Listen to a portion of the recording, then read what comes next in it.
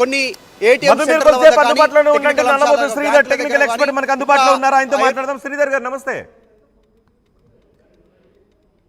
శ్రీధర్ గారు నమస్తే అండి. శ్రీధర్ గారు ఏం జరిగింది అసలు విండోస్ ప్రపంచంలో, సాంకేతిక ప్రపంచంలో ఏం జరిగింది? వాస్తవంగా దీనికి సంబంధించి మైక్రోసాఫ్ట్ విండోస్ సర్వర్ కు సంబంధించి డెస్క్టాప్ వెర్షన్, సర్వర్ వెర్షన్ వీటన్నిటిలో కూడా థర్డ్ పార్టీ సర్వీసెస్ కొన్ని ఉంటాయి. సో థర్డ్ పార్టీ సర్వీసెస్ ఏంటంటే ఎండ్ పాయింట్ ప్రొటెక్షన్ అనేది, అంటే మన కంప్యూటర్లో విండోస్ ఆపరేటింగ్ సిస్టంలో మనం సురక్షితంగా ఉంటుందని భావించబడే ఈ సురక్షితమైన వ్యవస్థ అంతా కూడా మనం యాంటీవైరస్ ఎలా వాడుకుంటామో ఆ టైప్ లో. సో క్రౌడ్ స్ట్రైక్ అని చెప్పేసి క్రౌడ్ స్ట్రైక్ అనే సంస్థ మైక్రోసాఫ్ట్ విండోస్ కి మనకి ఇలాంటి సేవలు అందిస్తూ ఉంటుంది. ఏమని, సో మన కంప్యూటర్లో ఉండే సెక్యూరిటీని నిర్వహించడం కావచ్చు, లేదా కొత్త క్లయింట్స్ యాడ్ చేయడం కావచ్చు, రిసోర్సెస్ మేనేజ్మెంట్ కావచ్చు, ఇలాంటివంతా అది చేస్తూ ఉంటుంది. సో క్రౌడ్ స్ట్రైక్ అనే సంస్థ యొక్క సేవా లోపంగా దాంట్లో కాన్ఫిగరేషన్ లో వచ్చిన ఒక ప్రాబ్లం వలన ఈ రోజు ఈ బ్లూ స్క్రీన్ ఆఫ్ డెత్ అనేది అందరి కంప్యూటర్ లో వస్తూ ఉంది. వాస్తవం ఇది మైక్రోసాఫ్ట్ విండోస్ నేరుగా వచ్చిన సమస్య కాదు. ఆ మైక్రోసాఫ్ట్ విండోస్ లో అంతర్గతంగా ఇంటిగ్రేట్ చేయబడిన వేరే థర్డ్ పార్టీ సర్వీస్ వలన వచ్చిన సమస్యగా మనం కన్సిడర్ చేయాలి.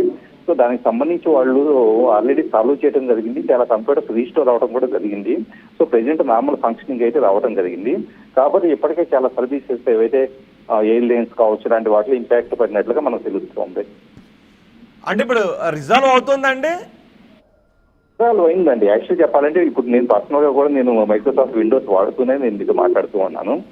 సో కేవలం ఒక లిమిటెడ్ సెట్ ఆఫ్ ఇంపాక్ట్ ఇండియాను ప్లస్ కొన్ని దేశాల్లో ఇంపాక్ట్ అనేది టెంపరీగా ఒక హాఫ్ అన్ అవర్ పాటు మనకు కనపడింది. ప్రెజెంట్ వచ్చేటప్పుడు చాలా సర్వీసెస్ నార్మల్ లో రీస్టోర్ అవ్వడం జరిగింది. కాకపోతే ఏంటంటే మనం గతంలో చూస్తున్నాం, ఫేస్బుక్ వాట్సాప్ డౌన్ అయిన సందర్భాలు చూస్తున్నాము. వాటితో పోలిస్తే గంటలో డౌన్ అయిన సందర్భాలతో పోలిస్తే ఇది త్వరగా రీస్టోర్ అయినట్టుగా మనం భావించాల్సి ఉంటుంది. ఇది పర్టికులర్ చెప్పాలంటే కనుక ఈ థర్డ్ పార్టీ సర్వీస్ ప్రొవైడర్ వలన వచ్చిన సమస్యగా మనం చెప్పుకోవాలి. ఓకే, అంటే ఇప్పుడు కొద్దిసేపు ఈ సమస్య వస్తేనే మొత్తం సేవలన్నీ కూడా ఆగిపోయాయి. మరి ఇలాంటి సమస్యలు వచ్చినప్పుడు సేవలన్నీ ఆగిపోవాల్సిందేనా? ఏదైనా ప్రత్యామ్నాయం ఉంటుందా? అంటే ముందు తెలియడానికి అవకాశం ఉండదా? వార్నింగ్ సిగ్నల్స్ ఏమి రావా? ఇక్కడ మనకి ఒక ప్రాబ్లం చూస్తామండి. యాక్చువల్లీ చాలా మంది వచ్చేటప్పటికే మనం ప్రాక్టికల్ గా చూస్తూ ఉన్నాం. సంవత్సరాల తరబడి రోజుల తరబడేసి మనకి ఒక సర్వీసెస్ అన్ని క్లౌడ్ బేస్డ్ ఉండే ప్రతి సర్వీస్ కూడా స్మూత్ గా రన్ అవుతుందంటే దాని వెనక నిరంతరం కూడా కాన్ఫిగరేషన్ చెక్స్ అలాగే సెక్యూరిటీ పరంగా అన్ని రకాల జాగ్రత్తలు అన్ని తీసుకోబట్టే మనం ప్రతి క్షణము ఎక్కడా సేవా లోపం లేకుండా మనం వాడుకోగలుగుతున్నాం.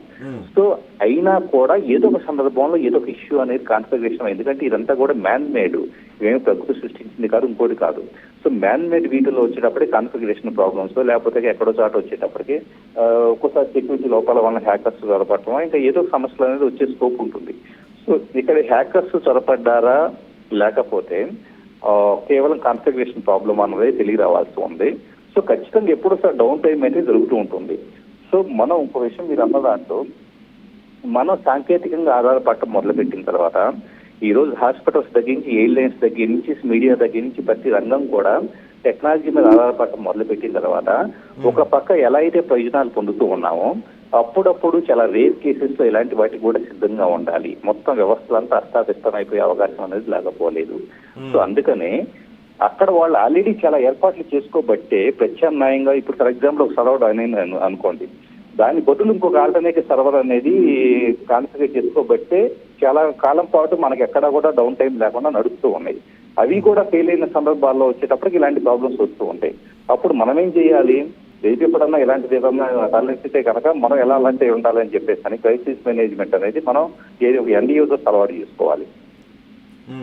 సో ఎందుకంటే టెక్నాలజీలో ఏదైనా జరిగే అవకాశం అనేది ఉంటుంది. అంటే నిజానికి విమానాల దగ్గర నుంచి వైద్య రంగం వరకు కూడా అన్నీ కూడా ఈ సాంకేతిక పరిజ్ఞానం పైన, సాఫ్ట్వేర్ల పైన ఆధారపడిపోయాయి. ఇప్పుడు మైక్రోసాఫ్ట్లో సంభవించిన ఒక చిన్న సమస్య కానీ ఈ సేవలన్నీ ఆగిపోయాయి. ఇప్పుడు వైద్యం కూడా ఈ సేవలపైన ఆధారపడుతున్న నేపథ్యంలో ఇలాంటి సమస్యలు తలెత్తితే ఏం జరుగుద్ది? ఖచ్చితంగా ప్రమాదం అయితే ఉంటుందండి. ఇబ్బందికరమైన పరిస్థితులు అయితే ఉంటాయి. ఎందుకంటే కనుక మనం పూర్తిగా టెక్నాలజీ మీద డిపెండ్ అయిపోయాం. ఇక్కడ రెండు ఉన్నాయండి. ఒకటి అడ్వాంటేజ్ ఏంటంటే టెక్నాలజీ వచ్చిన తర్వాత అంతకుముందు ఫర్ ఎగ్జాంపుల్ ఒక బిల్డింగ్ దగ్గర హాస్పిటల్కి వెళ్ళారు, బిల్డింగ్ దగ్గరికి వెళ్తే పేషెంట్ కి సంబంధించి ఏమేమి ఖర్చులు అయినాయి ఇలాంటివంతా కూడా బిల్డింగ్ అవటానికి హాఫ్ అన్ అవర్ వెయిట్ చేయాల్సి వచ్చేది. ఇప్పుడు 5 నిమిషాల్లో మొత్తం ఎవ్రీథింగ్ ఫీడ్ అయ్యేసి మనకి బిల్డింగ్ అనేది జరుగుతూ ఉంది. సో మెడికల్ సర్జరీస్ దగ్గర నుంచి అన్ని కూడా చాలా ఫాస్ట్ గా అవుతున్నాయి అంటే because of the technology. So అది ఎంత అడ్వాంటేజో ఎప్పుడన్నా ఫెయిల్ అయినప్పుడు అంతే ప్రమాదాలు కూడా పంచుకుంటే అవకాశం లేకపోలేదు. కాబట్టి 90% సక్సెస్ తో 10% ఫెయిల్యూర్ రేషియోని మన టెక్నాలజీ డిపెండెంట్ గా ఉన్నప్పుడు మనం అర్థం చేసుకోవాలి, దాని తగ్గట్టుగా ప్రవర్తించాలి. ఓకే, ఇప్పుడు ఇది రిజాల్వ్ అయిపోయిందండి? ఇప్పుడు మైక్రోసాఫ్ట్ లో రిజాల్వ్ అయిపోయిందా? రిజాల్వ్ అయిపోయిందండి. ప్రెజెంట్ వచ్చేటప్పటికి చాలా సర్వీసెస్ రెజ్యూమ్ అయిపోయింది. సో ఆల్మోస్ట్ ఏంటంటే ప్రతి సర్వర్ లెవెల్లో అంటే దీంట్లో మైక్రోసాఫ్ట్ లో Windows home edition, professional edition తో పాటు సర్వర్ ఎడిషన్ కూడా ఉంటుంది. సర్వర్ ఇవి కూడా పనిచేయడం స్టార్ట్ అయిపోయింది అండి. Thank you very much Sridhar గారు. మైక్రోసాఫ్ట్లో తలెత్తిన సాంకేతిక సమస్యతో మొత్తం టెక్నాలజీపై ఆధారపడ్డ రంగాల